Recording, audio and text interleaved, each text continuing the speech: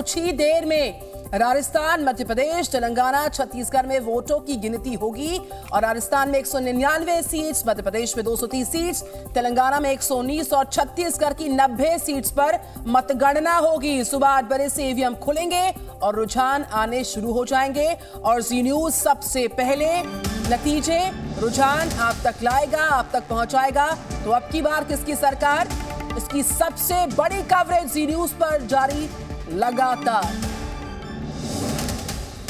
तो आज वोटों की गिनती का दिन है। 2024 के लोकसभा का सेमीफाइनल इनको कहा जा रहा है। मध्य प्रदेश, राजस्थान, छत्तीसगढ़, तेलंगाना विधानसभा चुनाव की मतगणना का दिन है। इसके साथ बहुत सारे सवाल हैं जिनको जवाब मिलेगा। इस बीच कांग्रेस हेडक्वार्टर्स दिल्ली में देखिए आतिशबाजी शुरू हो गई है। रवि त्रिपाठी वहीं पर पहुंचे हुए हैं। Ravi Tripathi, over to you. देखिए कमाल का उत्साह है कांग्रेस के लोगों में। पहले ढोल नगाड़े बजे और ढोल नगाड़े के साथ देखिए आतिशबाजी। ये सुबह सुबह कांग्रेस दफ्तर में आतिशबाजी शुरू हो गई है। इसकी उम्मीद कोई नहीं कर रहा था। जैसे रविंदर बता रहे हैं कि बीजेपी तो कहीं ना कहीं दूध का जला छाछ भी फूक फूक कर पीती है, उस हिसाब से तैयारी थोड़ा आराम से करती है और जो भी सेलिब्रेशन होता है लेट से होता है, जब कंफर्म हो जाता है कि जीत हमारी तय है। लेकिन कांग्रेस पार्टी कुछ ज़्यादा ही उत्साहित दिख रही है। सुबह सुबह कांग्रेस के कार्यकर्ता पोस्टर के साथ साथ ये आतिशबाजी। अरे जगदीश भाई, क्या ये सुबह सुबह शुरू हो गया भाई? राहुल गांधी के साथ पूरा देश खड़ा है। देश ने तय कर लिया कि राहुल गांधी को मौका देंगे। किसान हो, महिला हो, मजदूर हो, चाहे भगवान राम हो, रिजल्ट ठीक आएंगे। हमने पेपर बता दिया, IAS आएंगे, IPS आएंगे, दानिश नहीं आएंगे। रिजल्ट अच्छा आएगा, इसलिए हम खुशी मना रहे हैं। हमारा पेपर भी अच्छा है। कई बार होता है कि पहले उत्साह बना लेते हैं और ये ईवीएम से गड़बड़ करेंगे तो भी हम जीतेंगे, चिंता मत करो। चाचा आप भी सुबह सुबह इतने जल्दी क्या बात होगी? ये तो समय की बात है। और जब अब हम नहीं आएंगे और कौन आएगा? अच्छा, हाँ, इंदिरा जी के टाइम के आदमी जो आज नहीं आएंगे तो वो कोई नहीं आएगा। आने वाले काम करेंगे है। और ये पटाखे आतिशबाजी देखिए, इस तरह की आतिशबाजी कांग्रेस दफ्तर में हो रही है। सुबह सुबह इस तरह का माहौल है, ढोल नगाड़े और आतिशबाजी। तो कांग्रेस मुख्यालय में ढोल नगाड़े बज रहे हैं, आतिशबाजी हो रही है। बीजेपी ऑफिस चलते हैं। रविंद्र क्या तस्वीर दिखाते हैं? रविंद्र आप दिखाइए तस्वीरें।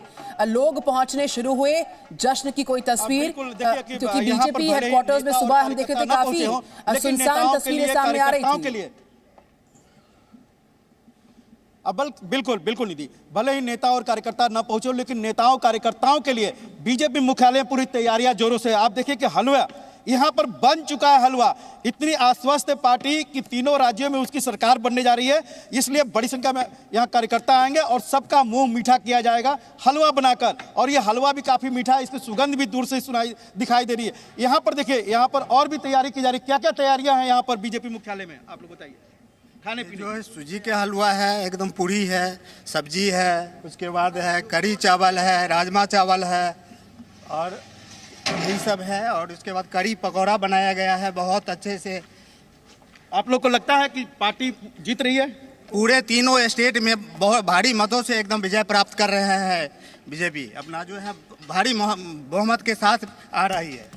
यानी देखिए, दो तस्वीरें हैं। एक बीजेपी मुख्यालय में हलवा बन रहा है, कढ़ी पकौड़ा भी तैयार है और पूड़ी भी छनना शुरू होगा कार्यकर्ताओं के लिए। 8 बजे के बाद जब रुझान आएंगे और 10 बजे तक नतीजे स्पष्ट होंगे, तो पार्टी के कार्यकर्ताओं को या नेताओं को भरोसा है कि तीनों राज्यों में बीजेपी की सरकार बनेगी। और कांग्रेस की जहां तक रवि की बात है, 2004 में 19 साल पहले बीजेपी के पुराने मुख्यालय में हम लोग थे। लोकसभा का चुनाव था, बड़ी संख्या में कार्यकर्ता, नेता, ढोल नगाड़े बज रहे थे। सुबह से नतीजे आए, कार्यकर्ता गायब, नेता अपने घरों में बंद, मीडिया को कांग्रेस दफ्तर में भेज दिया गया था। तो अभी बहुत जल्दी है, जिस तरह से कांग्रेस मुख्यालय में कार्यकर्ताओं का हुजूम है, लेकिन बीजेपी मुख्यालय में आप देखिए तैयारियां जोरों से है। हलवा, पूड़ी, सब चीज की तैयारी है, बस नतीजों का इंतजार है। आतिशबाजी शुरू हो चुकी है। ये तो दिल्ली का हाल है। इस बीच जीतू पटवारी क्या कह रहे हैं, उनको सुनते हैं, फिर चलते हैं भोपाल। 135 सीट से ऊपर आ रही है। आसपास रहते हैं तब ये घटना तो पहले भी ले गए थे लोग। नहीं, पिछली बार हमारे पास सिंधिया जी थे, अब नहीं। सिंधिया जी कह रहे हैं कि फिर से बीजेपी की सरकार बन रही है। मोदी जी और शिवराज जी के विकास कार्यों पर लोग आशीर्वाद देंगे, वोट देंगे। किस विकास कार्य की वो बात करते हैं? उसकी जिसमें देश सबसे बड़ा बेरोजगार हो गया, आर्थिक करप्शन में हम नंबर 1 हो गए, कर्जदार में हम नंबर 1 हो गए। उनका विकास हुआ है, सिंधिया जी का विकास हुआ है। बिल्कुल वो मंत्री बने उनके लोग अब वापस, कई को टिकट नहीं मिले, कई हार जाएंगे, सरकार आएगी नहीं, सब रोड पे हैं। सिंधिया जी का विकास जरूर हुआ। सुमित्रा महाजन ने भी कहा कि कमलनाथ जी और दिग्विजय सिंह ने पूरी ताकत से, मेहनत से चुनाव लड़ा है। तो सही बोली हो, सही बोली, बहुत अनुभवी लीडर है हमारे।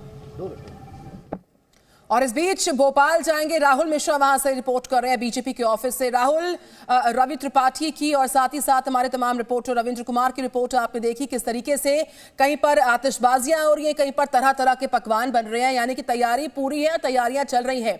अब भोपाल में बीजेपी ऑफिस के बाहर तस्वीर कैसी है, अब क्या नजारे और क्या तैयारियां वहां पर, बताइए, दिखाइए। निधि जी, इंतज़ार करना होगा क्योंकि बीजेपी ऑफिस के बाहर ही मैं हूं, क्योंकि 8 बजे से यहां पर मतगणना शुरू होगी, जिसमें पहले पोस्टल बैलेट का खुलेगा, उसके बाद ईवीएम खुलता है।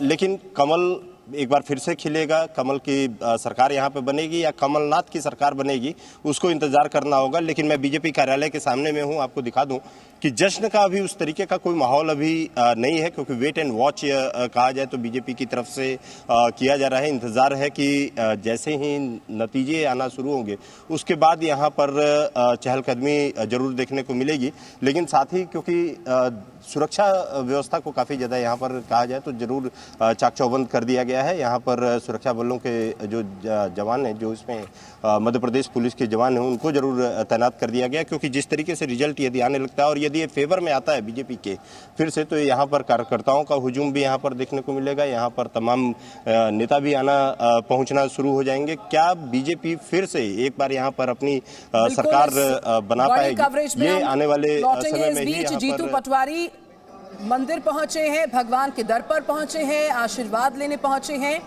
तस्वीरें आपके सामने लगातार आ रही हैं। इससे पहले हम आपको लगातार तस्वीरें दिखा रहे थे किस तरीके से नेता लगातार भगवान के दर पर माथा टेकने के लिए, आशीर्वाद लेने के लिए पहुंचते हुए नजर आ रहे थे। कैलाश विजयवर्गीय नजर आए थे, जिन्होंने अखंड रामायण के पाठ को शुरू करवाया। तो वहीं सांसद जो हैं नकुलनाथ, उन्होंने संकट मोचन हनुमान जी से आशीर्वाद लिया। जीतू पटवारी को देखिए, वो भी भगवान के दर पर पहुंच रहे हैं। तो तस्वीरें आपके सामने हैं, लगातार नेता मंदिर पहुंच रहे हैं, प्रार्थनाएं कर रहे हैं, आशीर्वाद ले रहे हैं, मन्नतें मांगी जा रही हैं, आरतियां की जा रही हैं। ये तस्वीरें लगातार सामने आ रही हैं।